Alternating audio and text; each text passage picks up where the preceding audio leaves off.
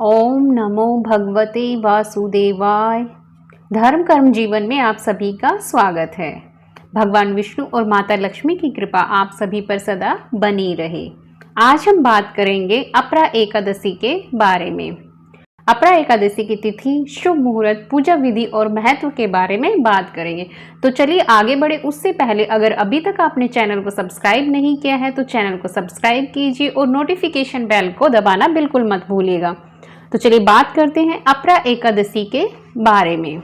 जैसा कि आप सभी जानते हैं कि हिंदू धर्म में एकादशी तिथि का बहुत अधिक महत्व है। एकादशी व्रत का पालन करना सबसे श्रेष्ठ माना गया है। एकादशी तिथि भगवान विष्णु को समर्पित है। मान्यता है कि इस दिन भगवान विष्णु का व्रत रखने और उनकी पूजा आराधना करने से सभी पापों का नाश हो जाता है और मोक्ष की प्राप्ति होती है। हर माह में 2 एकादशी तिथि आती है, एक कृष्ण पक्ष में और दूसरी शुक्ल पक्ष में। ज्येष्ठ माह की कृष्ण पक्ष की एकादशी को अपरा एकादशी कहा जाता है। इसके अलावा इसे जल क्रीड़ा, अचला और भद्रकाली एकादशी के नाम से भी जाना जाता है। अब हम बात कर लेते हैं अपरा एकादशी 2024 की तिथि और पारण के समय के बारे में। हिंदू पंचांग के अनुसार अपरा एकादशी का शुभारंभ 2 जून 2024 रविवार की सुबह 5:04 पर होगा और एकादशी तिथि का समापन 3 जून 2024 की रात 2:41 पर होगा। उदय तिथि के अनुसार इस साल अपरा एकादशी का व्रत 2 जून 2024 रविवार को रखा जाएगा। वहीं वैष्णव संप्रदाय के लोग और साधु सन्यासी एकादशी का व्रत 3 जून को रखेंगे। अब हम बात कर लेते हैं एकादशी व्रत के पारण समय के बारे में। अपरा एकादशी व्रत का पारण समय है 3 जून 2024 सोमवार को सुबह 8:05 से 8:10 तक। अब हम बात कर लेते हैं अपरा एकादशी व्रत की पूजा विधि के बारे में। पद्म पुराण के अनुसार अपरा एकादशी के दिन भगवान विष्णु की पूजा आराधना करने से मनुष्य सभी पापों से मुक्त होकर श्री विष्णु लोक में प्रतिष्ठित होता है।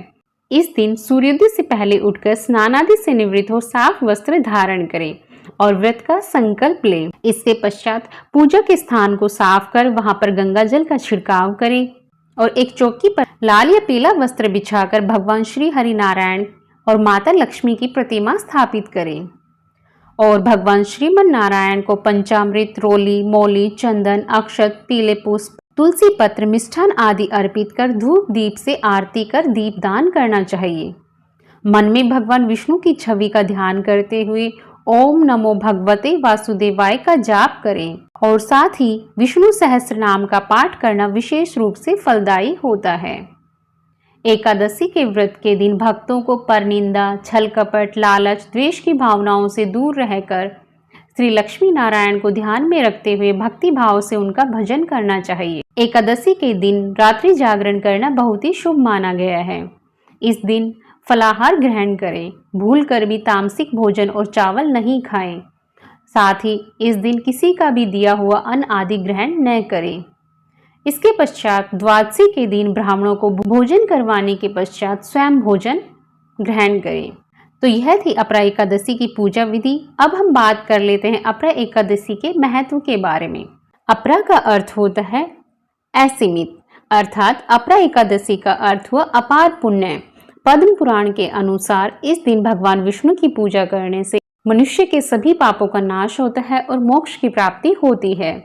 हिंदू धर्म में एकादशी व्रत का पालन करना सबसे श्रेष्ठ माना गया है क्योंकि यह व्रत सभी व्रतों में सबसे अधिक पुण्य प्रदान करने वाला माना गया है।